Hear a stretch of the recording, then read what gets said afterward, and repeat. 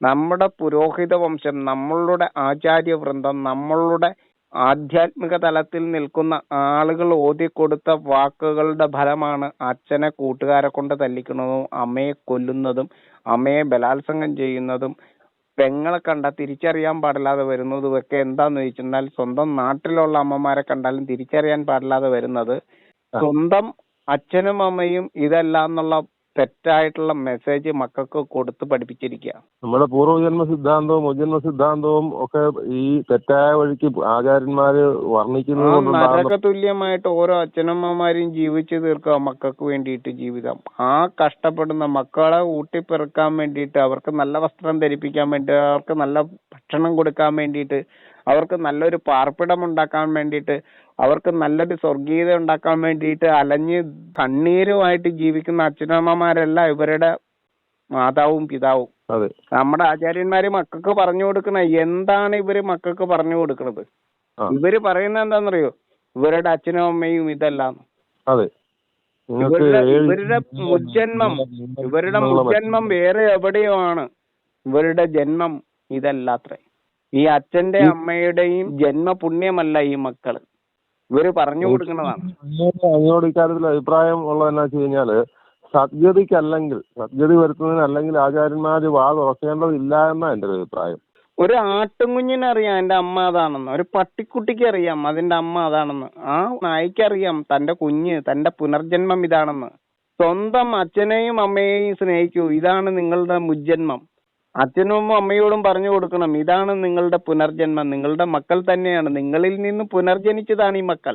മക്കളോട് പറയണം, മക്കളെ ഇതാണ് നിങ്ങളുടെ കൺകണ്ട ദൈവം, ഈ അമ്മയിൽ നിന്നും അച്ഛനിൽ നിന്നും പുനർജനിച്ചതാണ് നിങ്ങൾ എന്ന് പറഞ്ഞു കൊടുക്കാനുള്ള സാമാന്യ ജ്ഞാനമില്ലാത്ത ഈ പൗരോഹിത്യം, ഇത് കഞ്ചാവും പെത്തഡിനും ബ്രൗൺ ഷുഗറും ഉൾപ്പെടെ ഉള്ള ലഹരിക്ക് അടിമപ്പെടുത്തി തെറ്റേത് ശരിയേത് അമ്മയേത് അച്ഛനേത് അധ്യാപകനേതെന്ന് അറിയാൻ പാടില്ലാത്ത ഒരു ലോകത്തിലേക്ക് ഈ തലമുറയെ കൊണ്ട് എത്തിച്ചു വെച്ചിരിക്കുക.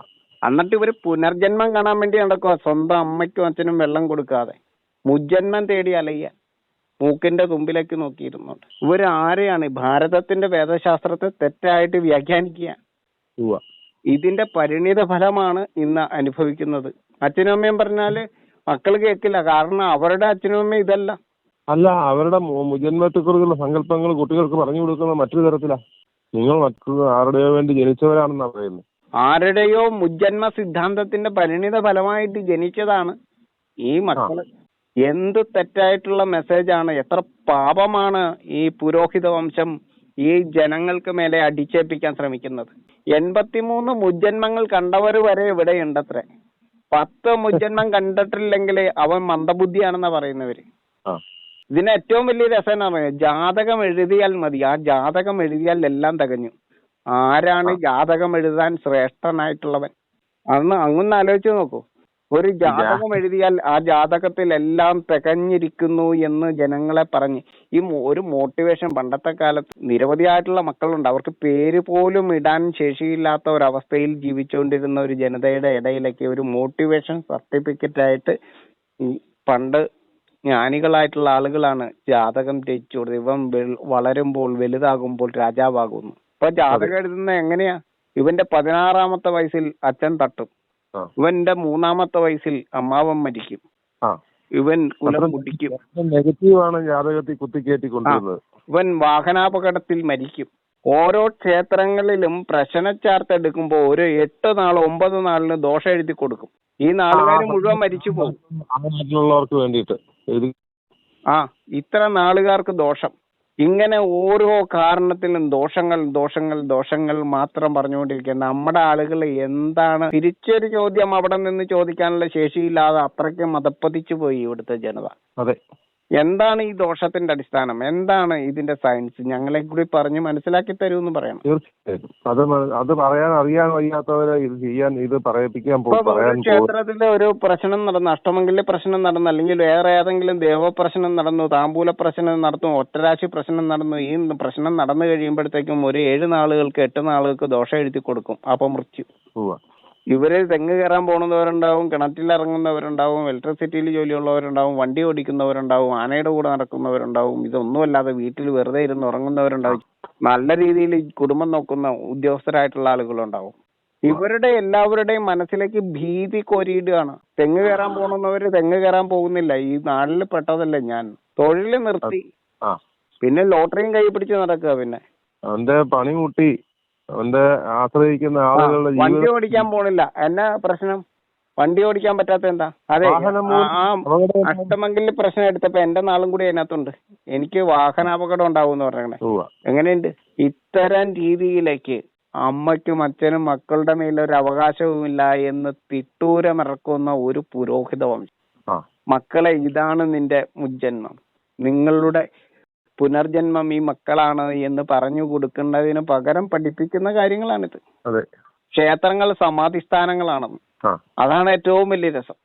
സമാധി എന്ന് പറഞ്ഞാൽ മരണമാണെന്ന്. സമാധി ഏത് ധീയാണ് മരണശേഷം ഉണ്ടാവുന്ന ധീ? ഏത് മനസ്സിലാണ് ആ ധീ വിരിയുന്നത്? ഇന്ദ്രിയങ്ങളില്ലാതെ പ്രേതത്തിന് എല്ലാം അറിയാൻ കഴിയുന്നു, കാണാൻ കഴിയുന്നു. ഒന്ന് ആലോചിച്ച് നോക്ക്, എവിടം വരെ ചെന്നെത്തി നിൽക്കുന്നു. എന്തൊരു പൊട്ടത്തരമാണ്. ആത്മാക്കളോട് സംസാരിക്കുന്നവരുടെ ലോകം, ആത്മാക്കളുടെ ക്ഷേമം തിരക്കുന്ന അമാനുഷികരുള്ള ലോകം, ദൈവത്തോട് ഫോൺ ചെയ്യുന്നവരുടെ ലോകം. ഒന്ന് ആലോചിച്ച് നോക്കി, അങ്ങ് എന്തെല്ലാം കാര്യങ്ങളാണ് ഈ കേരളത്തിൽ, കൊച്ചു കേരളത്തിൽ നടക്കുന്നത്.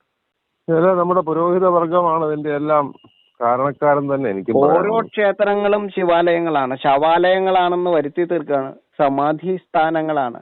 അഷ്ടാംഗയോഗത്തില് ഏറ്റവും ഒടുവിലത്തെ 8ാമത്തെ തലമായിരിക്കുന്ന, ഏറ്റവും സമുന്നത പദവിയായിരിക്കുന്ന, സമാധിയിലെത്തിയിരിക്കുന്ന അതിശ്രേഷ്ഠരായിട്ടുള്ളവരുടെ ഇരിപ്പിടമായിരിക്കുന്ന ക്ഷേത്രങ്ങളെ ശവകുടീരങ്ങളാണെന്ന് തെറ്റിദ്ധരിപ്പിക്കുന്ന ഈ ആചാര്യവൃന്ദത്തെ നമ്മൾ എങ്ങനെയാണ് വാഴ്ത്തേണ്ടത്?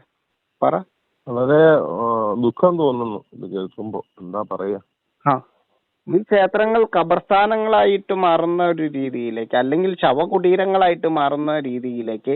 ബ്രഹ്മരക്ഷസ് എന്ന് പറഞ്ഞാൽ ബ്രാഹ്മണന്റെ അപമൃത്യു വന്ന പ്രേതമാണെന്ന് പറയുന്നത്. ഇത്രയും ബ്രാഹ്മണന്മാരെ അപമൃത്യപ്പെടാനായിട്ട് ഇവരെ ഏത് പണിക്കാണ് പോയിരുന്നത്? ഈ ബ്രാഹ്മണന്മാര്, ഈ ഒന്നിനെ ഉപദ്രവിക്കാത്ത ഈ ബ്രാഹ്മണന്മാർ എങ്ങനെയാണ് അപമൃത്യുവിൽപ്പെട്ട് മരിക്കുന്നത്? ഈ എല്ലാ ക്ഷേത്രങ്ങളിലും പ്രതിഷ്ഠ കെട്ടിയിരുത്താനായിട്ട് ഒന്ന് ആലോചിച്ച് നോക്കൂ. ഇടപ്പള്ളിയിൽ പത്മമിട്ട് പാൽപ്പായസം നടത്തുന്നത് പ്രേതത്തെ കൂട്ടലാണ്, പ്രേതാരാധനയാണ് അവിടെ നടത്തുന്നതെന്ന് പറയുന്നത് ഏതാചാര്യവൃന്ദമാണ്? അപ്പൊ ശവാലയങ്ങളാണോ ക്ഷേത്രങ്ങൾ? അതേ ശിവാലയങ്ങളോ? സനാതന ധർമ്മികളിൽ ഏത് ഭക്ഷണം കഴിക്കണം, ഏതും കഴിക്കാമെന്ന് പറയുന്ന ഒരു രീതി എന്ന് ആലോചിച്ച് നോക്കി. ആത്മീയത എന്ന് പറഞ്ഞാൽ അറിവെന്നാണ് അർത്ഥം.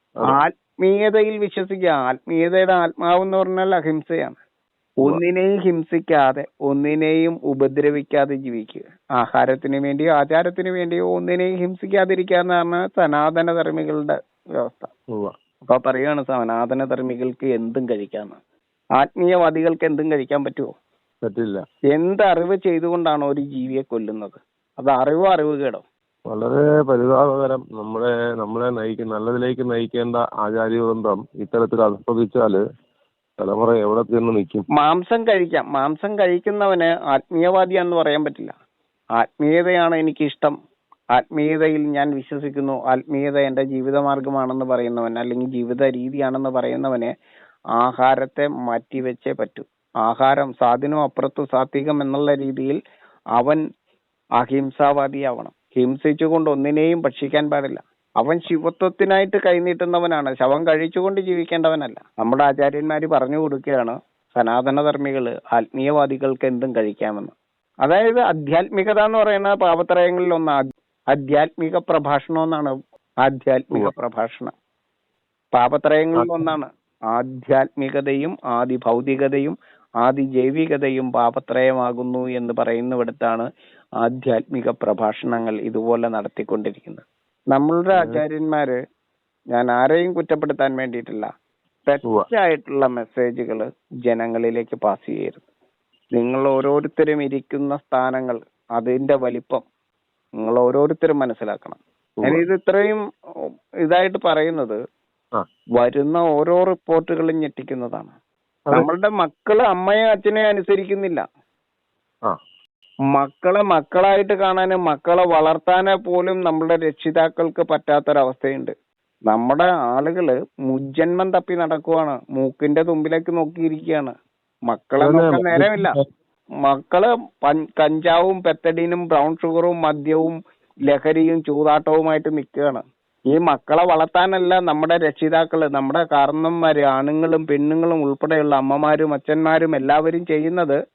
അവര് എന്താണ് ചെയ്തുകൊണ്ടിരിക്കുന്നത്? മുജ്ജന്മം തപ്പിക്കൊണ്ടിരിക്കുകയാണ് ഇവ മൂക്കിന്റെ തുമ്പിലേക്ക് നോക്കിക്കൊണ്ട്.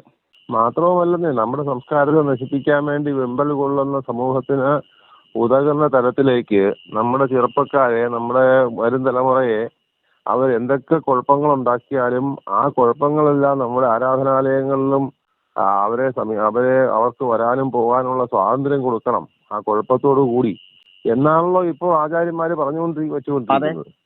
മറ്റൊന്ന് അതിനേക്കാളും കഷ്ടമായിട്ടുള്ള മറ്റൊന്നാണ് സ്വർഗം നരകവും. നമ്മള് ജീവിച്ചിരിക്കുന്നവര് മരിച്ചു കഴിഞ്ഞാൽ മരിച്ചവരുടെ സ്വർഗം എന്ന് പറഞ്ഞാൽ മരണാനന്തരമുള്ള സ്വർഗീയ ജീവിതം എന്ന് പറഞ്ഞാൽ ജീവിച്ചിരിക്കുന്നവരുടെ മനസ്സിലാണ് കേട്ടോ നിങ്ങൾക്ക് സ്ഥാനം എന്ന് പറയാനുള്ള ജ്ഞാനമുള്ള ഏതെങ്കിലും ആചാര്യ വൃന്ദങ്ങൾ ഏതെങ്കിലും മതത്തിലുണ്ടോ? അപ്പൊ തന്നെ ഇവിടുത്തെ അന്ധവിശ്വാസം അപ്പോഴേ പടികടക്കും. നിങ്ങളുടെ മരണശേഷം നിങ്ങളുടെ നന്മയുടെ അടിസ്ഥാനത്തിലാണ് 100 പേര് നിങ്ങളെ ഓർത്തിരിക്കുള്ളൂ. നിങ്ങളുടെ ആത്മാവിന്റെ ശക്തി, ആ ആത്മാവിന്റെ വൈഭവം, നിങ്ങളുടെ അറിവ് മറ്റുള്ളവരുടെ മനസ്സുകളിലാണ്. ജീവിച്ചിരിക്കുന്നവരുടെ മനസ്സാകുന്ന സ്വർഗമണ്ഡലത്തിലാണ് നിങ്ങളുടെ ആത്മശക്തിയുടെ വിളയാട്ടം നടക്കുന്നത്. അവിടെയാണ് നിങ്ങൾ ജീവിച്ചിരിക്കുന്നത്. അപ്പൊ തന്നെ തെറ്റ് മാറിപ്പോകും, ശരിയിലേക്ക് എല്ലാവരും വരും. നിങ്ങൾ നന്മ ചെയ്തില്ലെങ്കിൽ, നിങ്ങൾ തിന്മയാണ് ചെയ്യുന്നതെങ്കിൽ നിങ്ങൾ മറവിയുടെ നരകാന്തകരത്തിലേക്ക് തള്ളപ്പെട്ടു പോകും. മരണശേഷം നിങ്ങളെ ആരും ഓർക്കാത്ത ഒരു മറവിയുടെ നരകാന്തകാരത്തിലേക്ക് നിങ്ങൾ അകപ്പെട്ടു പോകും. മരണശേഷവും നിങ്ങൾ ഓർമ്മയായിട്ട് നിൽക്കണമെങ്കിൽ, മനുഷ്യ മനസ്സുകളിലൂടെ നിങ്ങൾ ജീവിക്കണമെങ്കിൽ, മരണാനന്തരം നിങ്ങൾക്കൊരു ജീവിതം ഉണ്ടാവണമെങ്കിൽ നിങ്ങൾ നന്മ ചെയ്യൂ, ഈ പ്രകൃതിയെ സ്നേഹിക്കൂ, ഈ പ്രകൃതിയെ ലാളിക്കൂ, പരിലാളിക്കൂ, പരിശോഭിതമായിട്ട് ഈ പഞ്ചഭൂതങ്ങളെ ഉയർത്തി നിർത്തുന്നതിന് വേണ്ടിയിട്ട് അറിവിനെ പ്രദാനം ചെയ്യൂ എന്ന് പറയാൻ ശേഷിയുള്ള ഏത് ആചാര്യവൃന്ദമുണ്ടോ? അങ്ങനെയുള്ളവരാവണം, അങ്ങനെ ആവണം. ഇത്രയും അന്ധത ഈ പ്രഭാഷണത്തിന് പോകുമ്പോ പഠിക്കാതെ പോകാൻ പാടില്ല. പഠിച്ചിട്ട് വേണം, വരും തലമുറയ്ക്ക് വേണ്ടി വേണം ഇവര് ജീവിക്കാനും പ്രവർത്തിക്കാനും വർത്തമാനം പറയുവാനും. ശരിക്കും ഇവർക്ക് നല്ല ഉത്തരവാദിത്തമുണ്ട്. കാരണം ഇത്രയും തെറ്റിച്ച് തകർത്ത് വെച്ചിരിക്കും. കുടുംബങ്ങൾ ശിഥിലമാക്കി വെച്ചിരിക്കുകയാണ്. അച്ഛനും അമ്മയും മക്കളും തമ്മിലുള്ള ബന്ധങ്ങൾ മുഴുവൻ പൊട്ടിത്തകർന്നു പോകുന്നതിന്റെ പിന്നില് ഈ മതങ്ങൾക്കും ഈ മതപുരോഹിതന്മാർക്കും മതമായിട്ട് ഹൈന്ദവീയതയെ കൊണ്ടു നടക്കാൻ ആഗ്രഹിക്കുന്നവർക്കും അത്തരക്കാർക്കും എല്ലാവർക്കും ഇപ്പൊ ഈ തകർന്നടിഞ്ഞ ജീവിത വ്യവസ്ഥിതിക്ക് 100% ഉത്തരവാദിത്വം വഹിക്കാനുണ്ട്. ഇവരുടെ ഉത്തരവാദിത്വം വളരെ വലുതാണ്. ഇവരെ ക്ലിയർ ചെയ്യേണ്ടതുണ്ട്. ഈ ജനതയെ ശരിയായിട്ടുള്ള അറിവിലേക്ക് നയിക്കേണ്ടതുണ്ട്. ഞാനിത് വളരെ സങ്കടത്തോടെ പറയുന്നത്, വളരെ ദുഃഖിച്ച പറയുന്നത്. കാരണം എനിക്ക് ഏറ്റവും ബഹുമാനപ്പെട്ടുള്ള എല്ലാ ആചാര്യന്മാരും ഇത്തരം പുനർജന്മ മുജ്ജന്മ സിദ്ധാന്തങ്ങളും ഈ നരക സ്വർഗ വർണ്ണനകളും ഇതും കൊണ്ട് ജീവിതത്തിൽ യാതൊരു പ്രയോജനവും നിങ്ങൾക്കുണ്ടാകാൻ പോണില്ല.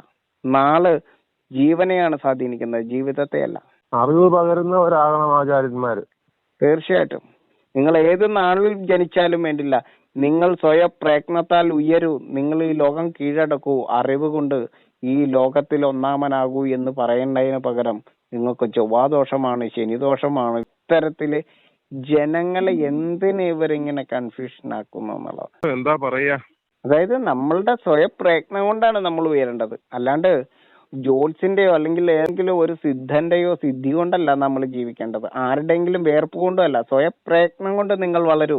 നിങ്ങൾ നാളിലല്ല, കൂറിലല്ല. നിങ്ങളുടെ കൂറ് ഈ രാഷ്ട്രത്തോടാവണം, അച്ഛനോടും അമ്മയോടും ആവണം. അമ്മയുടെ കണ്ണീരൊപ്പണം. ആ അമ്മയിൽ നിന്നും പുനർജനിച്ച ആ അമ്മയുടെ പുനർജന്മമാണ് മകനെ നീ അല്ലെങ്കിൽ മകളെ നീ.